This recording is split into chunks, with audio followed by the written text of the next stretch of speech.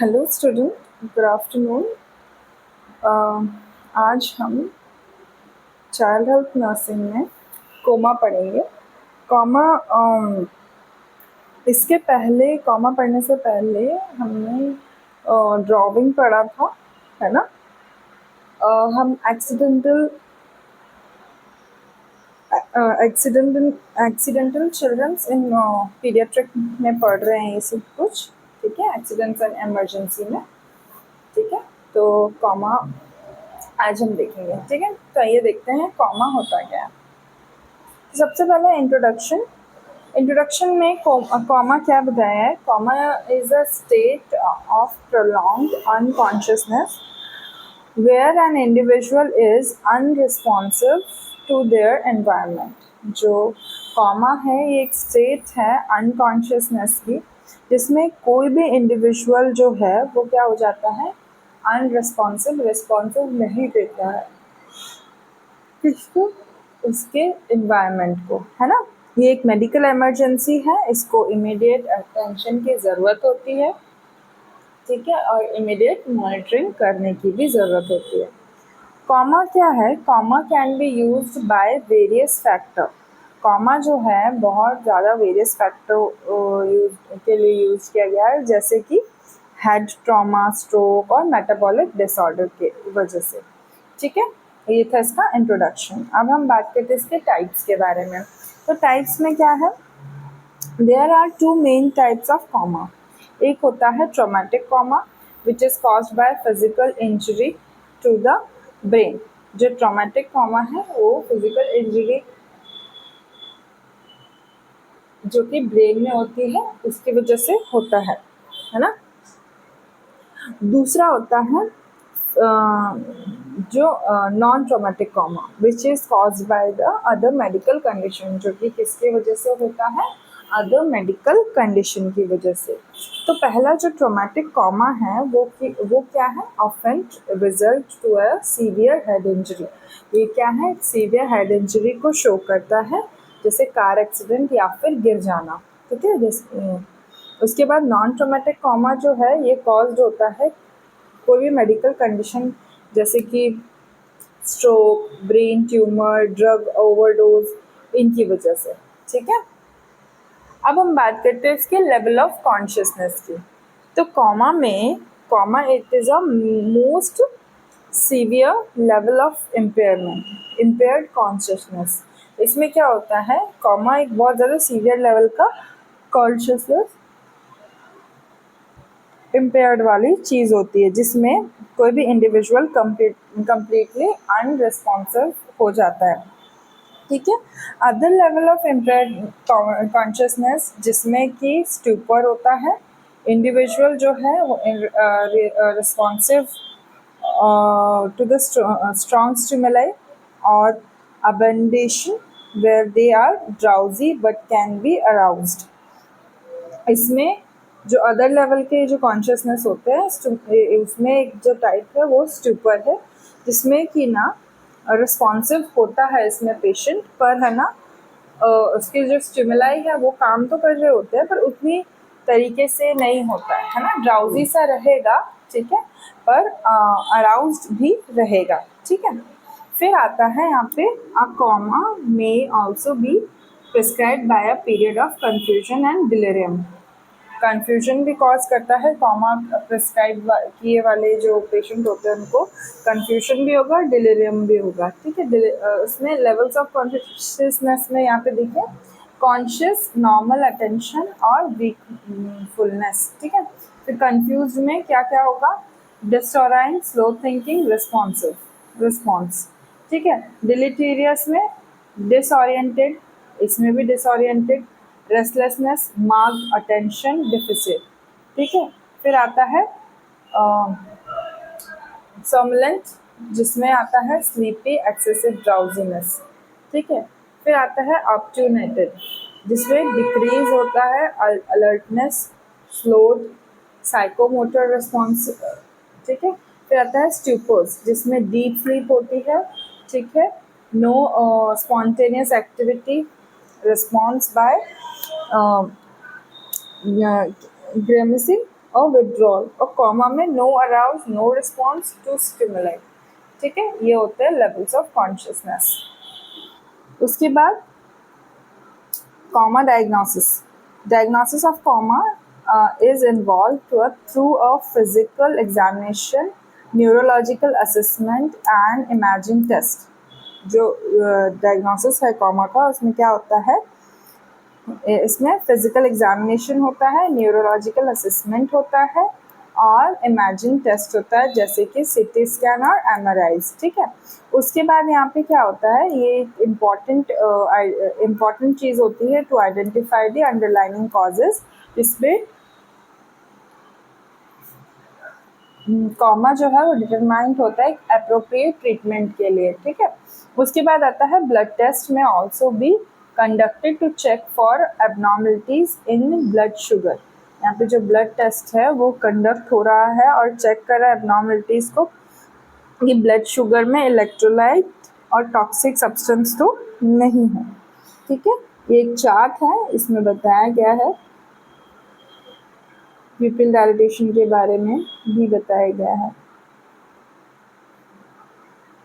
Response के बारे में बताया गया है इसमें।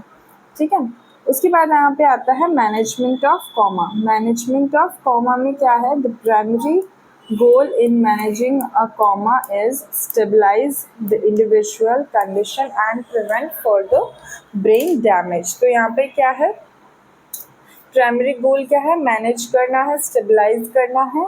ठीक है, पर्सन को, ठीक है, और इंडिविजुअल की कंडीशन को, जिससे कि प्रिवेंट हो सके फर्दर ब्रेन डैमेज को, ये क्या कर सके, प्रिवेंट कर सके। उसके बाद आता है ट्रीटमेंट।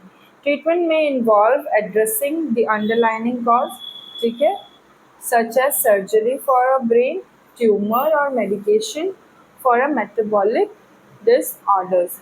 यहाँ पे क्या क्या है, प्राइमरी गोल में मैनेज करना है coma to stabilise the individual condition and to prevent the further brain damage, आगे के लिए ब्रेन डैमेज ना हो वो देखना है। उसके बाद बात करते हैं यहाँ पे ट्रीटमेंट। तो ट्रीटमेंट क्या है यहाँ पे, ट्रीटमेंट में involve addressing the underlining causes such as surgery for a brain और ट्यूमर और medication for a metabolic disorder.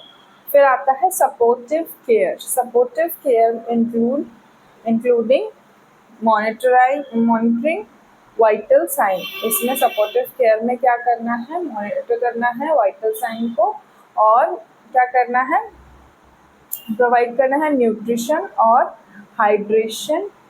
ठीक है, ये दोनों, ये चीज़ एसेंशियल रहेगी। उसके बाद आता है प्रोग्नोसिस ऑफ कॉमा। तो प्रोग्नोसिस ऑफ कॉमा में क्या है,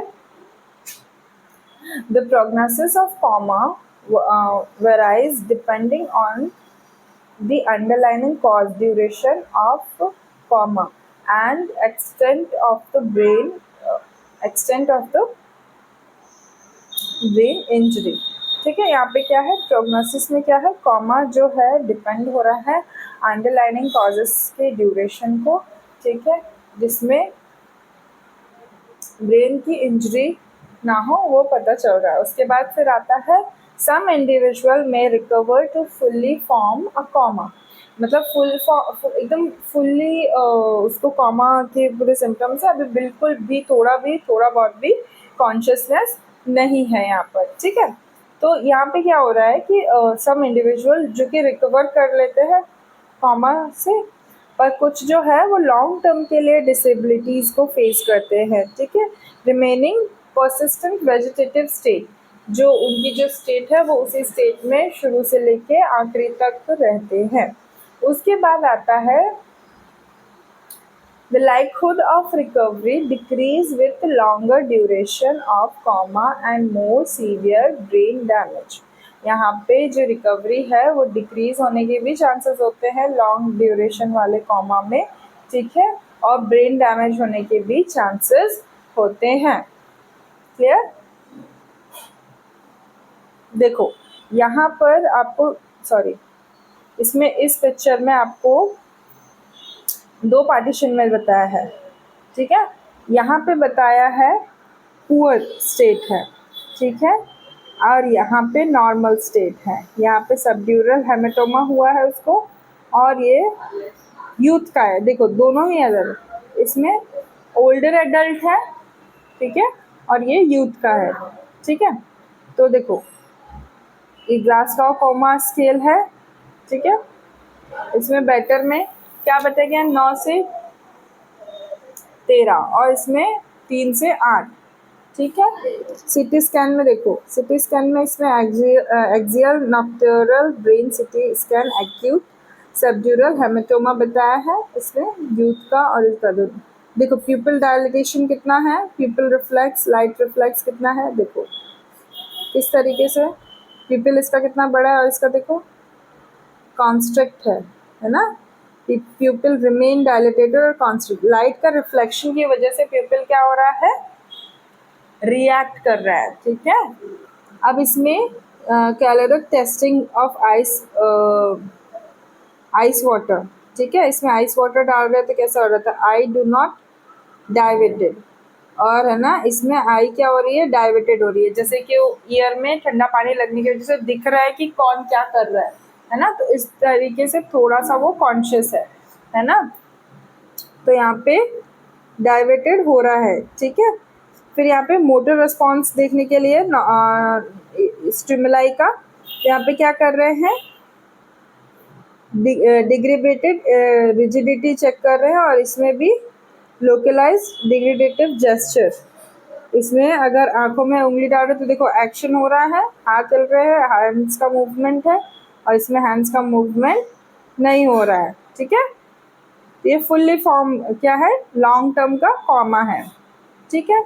नेक्स्ट हम बात करते हैं इसके कॉम्प्लिकेशंस के बारे में, कॉम्प्लिकेशंस ऑफ कॉमा। तो देखो complications of coma may include infection, pressure ulcer, ठीक है, मसल्स कॉन्ट्रैक्चर, ठीक है, एंड रेस्पिरेटरी प्रॉब्लम। देखो कॉम्प्लिकेशन में क्या क्या हो सकता है, प्रेशर सोर हो सकते हैं, प्रेशर एक ही जगह का प्रेशर रखे रखे, ठीक है, ये हो रहा है, ठीक है। और फिर आता है यहाँ पे कॉन्ट्रैक्टर्स एंड क्या सेप्टिसिटी, है ना, कॉन्ट्रैक्शन करने में दिक्कत होती है। फिर इसमें ऑस्टियोपोरोसिस भी हो रहा है, जो बोन्स है उनका भी प्रॉपर तरीके से नहीं हो पा रहा है, कुछ भी उनको भी नरिश नहीं मिल पा रहा, तो ऑस्टियोपोरोसिस हो रहे हैं। यहाँ पे बात करते हैं complication of coma may include the infection, pressure ulcer, muscles contractures and respiratory problem भी फेस करता है। फिर prolonged immobility can lead to the blood clot, अगर बहुत लंबे समय से इमोबाइल रहेगा, ठीक है, बहुत लंबे समय से इमोबिलिटी रहेगी, तो यहाँ पे क्या होगा, ब्लड क्लॉट होने लगेंगे, ठीक है, और मसल्स एट्रोफी भी हो सकती है, ठीक है। उसके बाद आता है rehabilitation may be necessary to address physical, cognitive and emotional challenges. यहाँ पे रिहेबिलिटेशन, जैसे कि रिहेबिलिटेशन बहुत ज़्यादा नेसेसरी है, जिसमें फिजिकल, कॉग्निटिव और इमोशनल चैलेंजेस जो है वापस से मतलब उनको रिकवर करना, ताकि वो कॉमा की स्टेट में तो ये सारी चीज़ें भूल चुके थे, है ना, तो अब वो उस स्टेट में वापस से रिकवर कर जाए, तो उस तरीके से रिहेबिलिटेशन का यूज़ किया गया है, ठीक है। उसके बाद यहाँ पे बात करते हैं monitoring, monitoring and care in coma. Monitoring में क्या आता है, individual in a coma require close monitoring, जो इंडिविजुअल है वो बहुत ज़्यादा क्लोज मॉनिटरिंग रिक्वायर्ड करते हैं, जिसमें vital sign, neurological status and response to the stimuli होता है, ठीक है। उसमें केयर गिवर्स जो है शुड प्रोवाइड जेंटल स्टिमुलेशन, जो केयर गिवर है वो क्या करते हैं, जेंटल स्टिमुलेशन प्रोवाइड करते हैं, such as talking to the individual or playing familiar music, and to promote brain activity, और brain activity को प्रमोट करने के लिए ये सारी चीज़ें होती है, ठीक है। फिर आता है पॉइजनिंग, पॉइजनिंग मतलब turning on the range of motion, ठीक है, सॉरी पोजीशनिंग, पोजीशन के हिसाब से रेंज ऑफ मोशन होना चाहिए, क्योंकि देखो लंबे समय से कोई भी इंडिविजुअल, अगर हम ही 8 घंटे से ज़्यादा भी अगर बिस्तर पे पड़े रहते तो हमारे बॉडी को मूवमेंट चाहिए, मूवमेंट, वो तो मूवमेंट नहीं कर पाते। अगर एक ही जगह पे एक ही पोजीशन पे कोई भी इंसान रहेगा तो कितने ज़्यादा उसको दिक्कत होगी। तो इसीलिए उसको हमेशा न्यूरोलॉजिकल स्टेटस उसका स्टिमुलाई चेक करना है। जो उसकी केयर कर रहे हैं उससे बात करें, है ना, उसके साथ खेलने की कोशिश करें, फैमिलियर म्यूजिक कुछ बजाए, है ना, और या फिर ऐसे प्रमोट ब्रेन एक्टिविटी कराए जिससे उसको रिकॉग्नाइज करने में हेल्पफुल हो। ठीक है, फिर पोजीशन भी दे, उसको चेंज करते रहे, उसका थोड़ा मूवमेंट कराते रहें, रेंज ऑफ मोशन, एक्टिव और पैसिवली उसको एक्सरसाइज कराए। ठीक है, इम्पॉर्टेंट होगा प्रिवेंट करना कॉम्प्लिकेशंस और इमोबिलिटी के जो कॉम्प्लिकेशंस होंगे उससे बचाना। ठीक है, फिर आता है यहाँ पे family support in comma. Family support का क्या है रोल इसमें? Families of the individual in a comma may experience emotional distress, uncertainty and decision making challenges. Family support जो है उसमें इसमें किसी भी इंडिविजुअल को कॉमा में एक्सपीरियंस करना पड़ता है इमोशनल डिस्ट्रेस को, अनसर्टिनिटी को, डिसीजन मेकिंग चैलेंजेस को। ठीक है, फिर क्या होता है यहाँ पे, ये एक बहुत ही इम्पॉर्टेंट हेल्थ केयर जो रोल प्ले करता है, हेल्थ केयर जो है बहुत इम्पॉर्टेंट रोल प्ले प्रोवाइड करते हैं। जैसे कि क्लियर कंपैशनेट कम्युनिकेशन रखना है, किससे? उनकी फैमिली से, इंक्लूडिंग अपडेट्स देने हैं उससे रिगार्डिंग। ठीक है, और उस इंडिविजुअल की कंडीशन और उसके ट्रीटमेंट प्लान्स उनको बताने हैं। ठीक है, फिर सपोर्ट ग्रुप रहना चाहिए, काउंसलिंग सर्विसेज रहना चाहिए जो हेल्प करे फैमिलीज को to cope up with the stress and uncertainty of having loved one in a coma. जो अनसर्टेनिटी होती है कॉमा की कंडीशन में वो उनको समझानी है। फिर बात करते हैं यहाँ पे इथिकल कंसिडरेशन के बारे में। ठीक है, इथिकल कंसिडरेशन में क्या है? कॉमा में केयर इंक्लूड होती है जिसमें decision about the life sustaining treatment and life care support या क्वालिटी और कंसिडरेशन के बारे में बात करते हैं। तो इसमें क्वालिटी ऑफ लाइफ के बारे में बात करेंगे। ठीक है, तो एथिकल कंसिडरेशन में डिसीजन रहेगा, है ना, डिसीजन से रिगार्डिंग लाइफ सस्टेनिंग ट्रीटमेंट्स रहेंगे, है ना, end of the life care रहेगी, क्वालिटी ऑफ लाइफ कंसिडरेशन रहेंगे, advance directive such as living wills और health care proxies can guide the decision about the medical care in the event of incapacitations। ये दोनों चीज़ें रहेगी। फिर health care provider जो रहेंगे वो कंसिडर होंगे इंडिविजुअल के वैल्यूज़, बिलीफ सिस्टम, ठीक है, उसकी विशेज़ क्या है तो डिसीजन मेकिंग करने में। ठीक है, कॉमा से रिलेटेड ये सारी चीज़ें कंसिडरेशन करनी पड़ेगी कॉमा में। ठीक है, फिर रिसर्च और इनोवेशन में कॉमा में क्या रोल प्ले है यहाँ पे देखिए इस तरीके से, ऑनगोइंग रिसर्च जो है कॉमा में एम्स कर रही है to improve the diagnostic techniques, जैसे ट्रीटमेंट ऑप्शन, है ना, outcome for individual in coma, ये सारी चीज़ें, innovative technologies such as brain computer interfaces, है ना, और neuro stimulation may offer to new approaches, ये सारे न्यू अप्रोचेस को भी स्टिमुलेट करते हैं, stimulating brain activity as well. फिर आता है कोलैबोरेटिव एफर्ट्स, कौन कौन से? Among health care provider, researcher और individual partners driving the advancement of the comma care. यहाँ पे कॉमा केयर के अकॉर्डिंग, उसके एडवांसमेंट के अकॉर्डिंग हमको काम करना है, कोलैबोरेटिव केयर प्रोवाइड करनी है, राइट। फिर यहाँ पे केस स्टडी दिया गया है कॉमा के बारे में। ठीक है, तो इसमें क्या बताया गया है कि individual can provide insight to the causes and the management and outcome of the coma के जो आउटकम है उसके अकॉर्डिंग, है ना, स्टडीज में बताया गया है।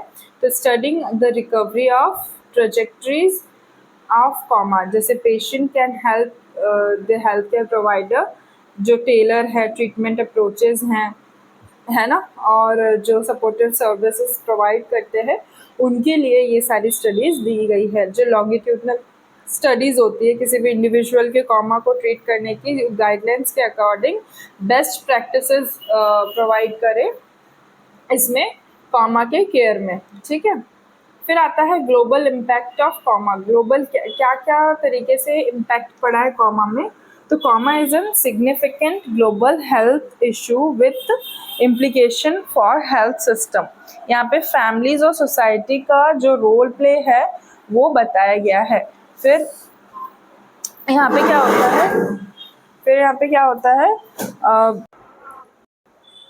देन फिर यहाँ पे क्या बताया गया है, ग्लोबल इम्पैक्ट ऑफ कॉमा, है ना। ग्लोबल इम्पैक्ट ऑफ कॉमा में क्या है, कोई भी सिग्निफिकेंट ग्लोबल हेल्थ इश्यूज आ रहे हैं, फैमिली इम्प्लीकेशंस आ रहे हैं, ठीक है। हेल्थ केयर सिस्टम में मैंने अभी बताया पब्लिक में क्या क्या चीज़ें इस पे अफेक्ट कर रही है ना। ये टाइमली क्वालिटी ऑफ केयर देंगे किसी भी इंडिविजुअल का, है ना। और in coma varies for the world wide highlights, ठीक है। फिर इसमें जो डिस्पार्टीज जो हैं health care provider resources provide करते हैं, ठीक है। फिर यहाँ पे बात करते हैं पब्लिक हेल्थ केयर। यहाँ पे इनिशिएटिव रिसर्च जैसे collaboration and advocacy effort and are needed to address the impact of coma on individual and communities, है ना। उसके बाद यहाँ पे नेक्स्ट आता है रिहेबिलिटेशन इन कॉमा। रिहेबिलिटेशन क्या क्या है में क्या क्या आएगा यहाँ पे।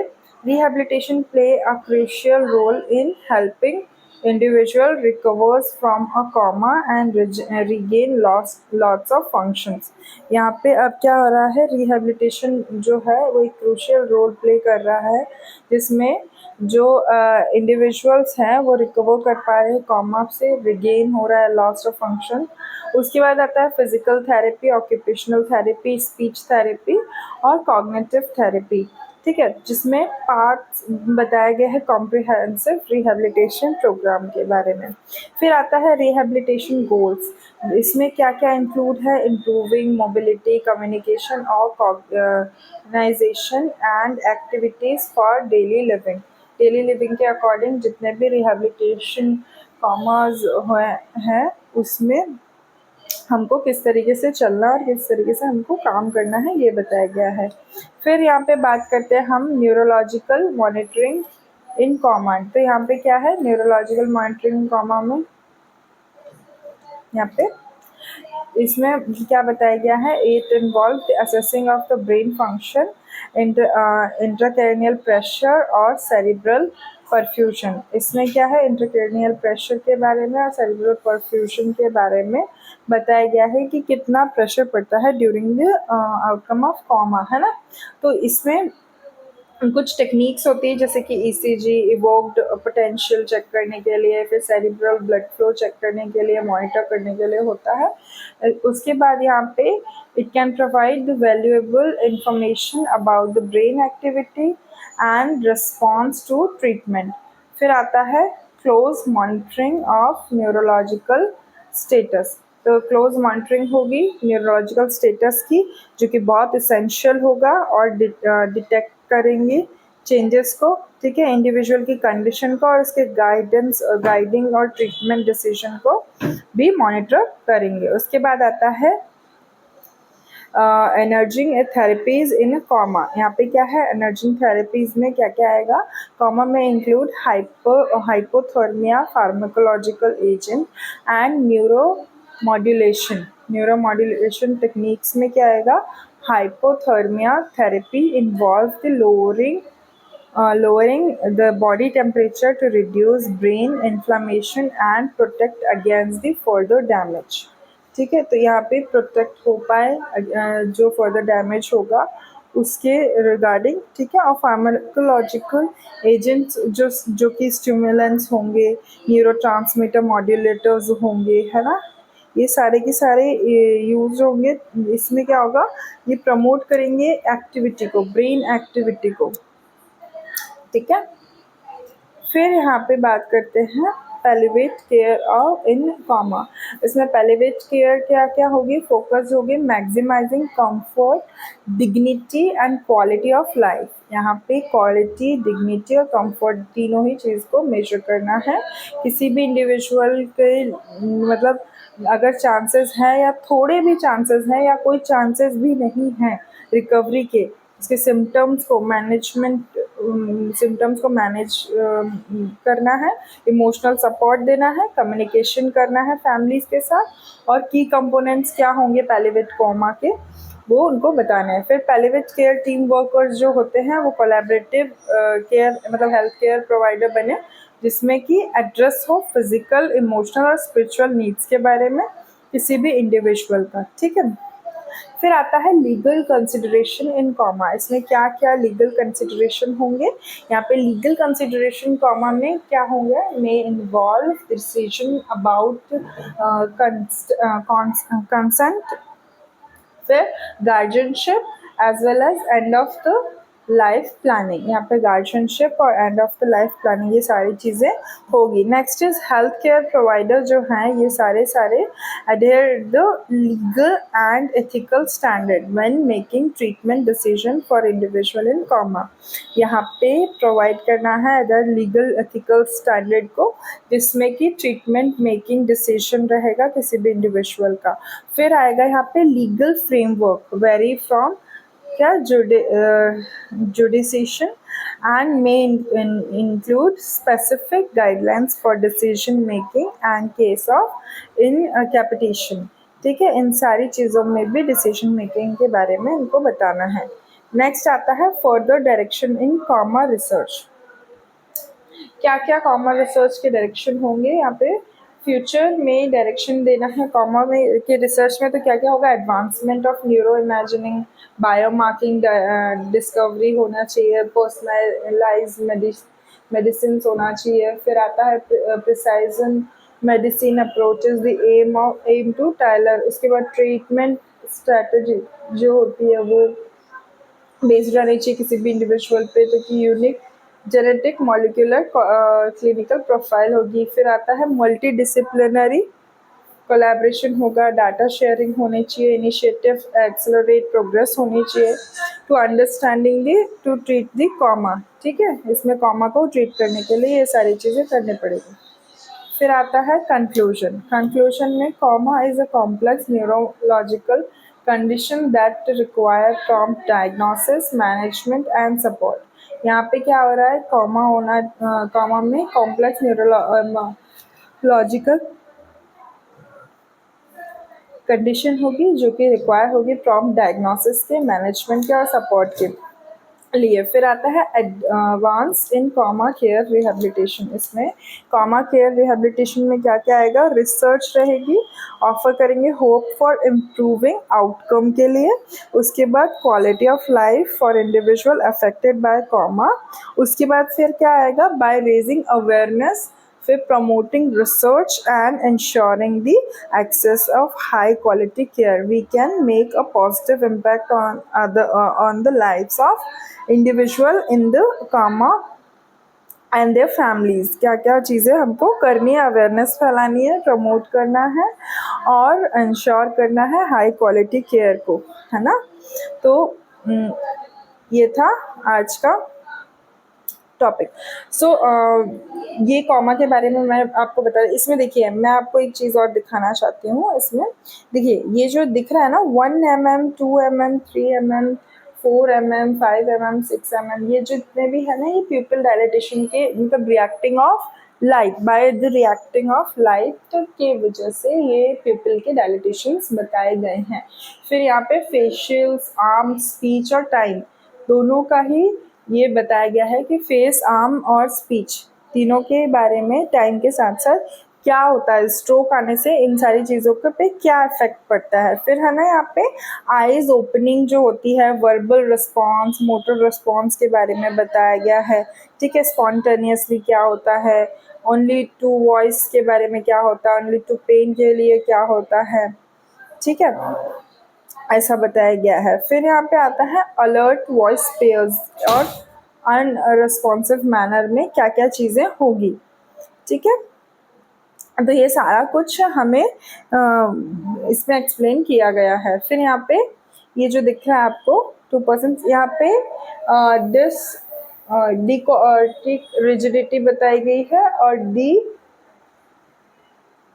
सेरिबेट रिजिडिटी के बारे में बताया गया है। थोड़ा सा क्लियर विजिबल नहीं है। फिर देखो प्लैटिनम फ्लेक्स्ड बताया गया है, इंटरनली रोस्टेड, फ्लेक्स्ड, है ना, एबडक्टेड, ये सारी चीज़ें इसमें एक्सप्लेन की गई है। So this is the conclusion of comma. So in the next class we'll continue about the next disease. Okay, if you have any doubt regarding these diseases of CHN, please do let me know in the comment box as well as in the message group in the WhatsApp. So thanks for watching this video. Thank you, class.